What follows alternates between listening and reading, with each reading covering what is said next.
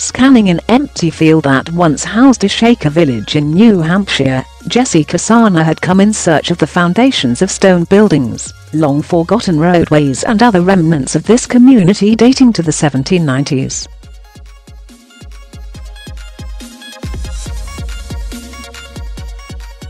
But instead of a trowel and shovel, Casana and his Dartmouth College colleague Chad Hill are using a drone equipped with a thermal imaging camera and mapping instruments.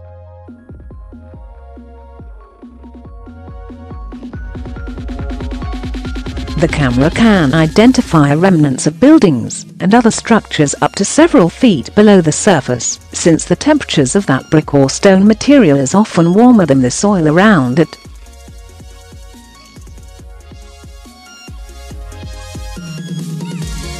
And by using the drone, the researchers can survey an area in minutes that might take months with traditional methods.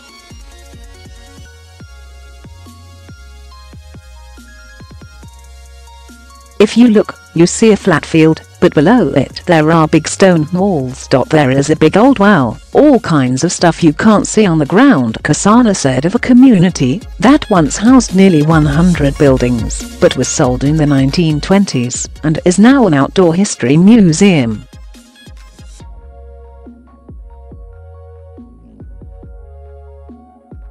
Those things have different thermal properties. If you capture an image at the right moment, you can see it, which is amazing.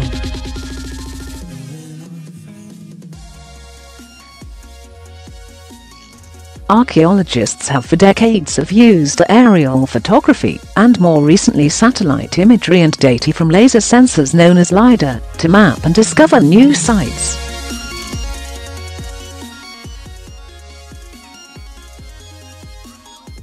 The field is further transforming with the emergence of cheap drones, resulting in several significant discoveries in Asia, South America and the Middle East, including a massive man-made stone platform spotted last year hidden under sand in the ancient city of Petra in Jordan.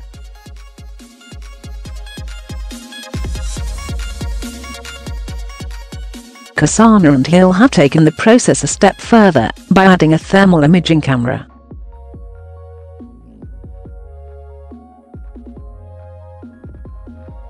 So far, Casana said, the camera technology has proved a success at arid locations without a lot of vegetation, and where the structures are near the surface.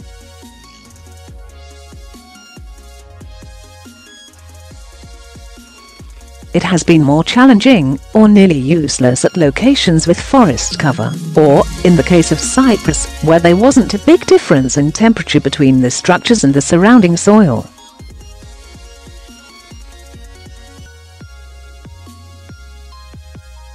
It will enable you to prospect for features and see things you can't see with your eyes, and that you often can't see with any other method over gigantic areas very quickly, he said, adding he plans to deploy the technology at sites in the Iraq, Mexico, and Hawaii.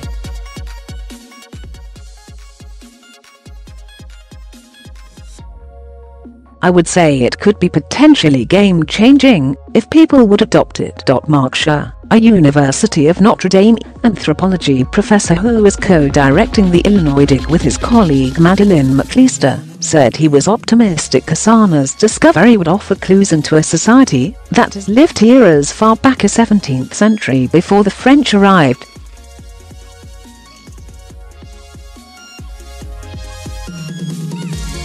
The site is now home to the Midewin National Tallgrass Prairie, the only federal prairie reserve east of the Mississippi.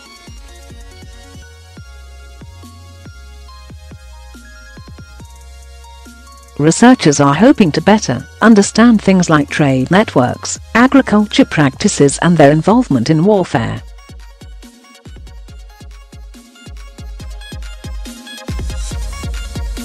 Every time we get a new imaging technique that does not include excavation, which is expensive and destructive, it's always a plus.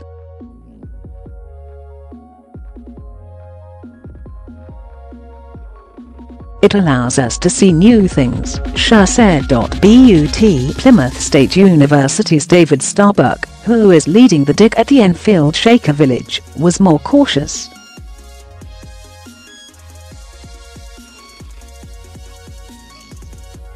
He argued the technology could be good for historical sites, but questioned whether it could be much benefit for prehistoric sites that go much further back and lack markers like foundations.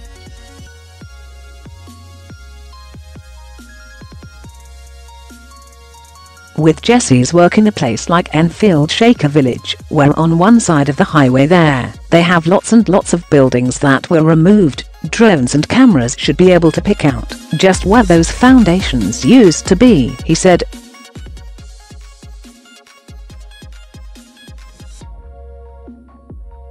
If his techniques can take us directly to where the buried foundations are, your crew is going to be a whole lot happier.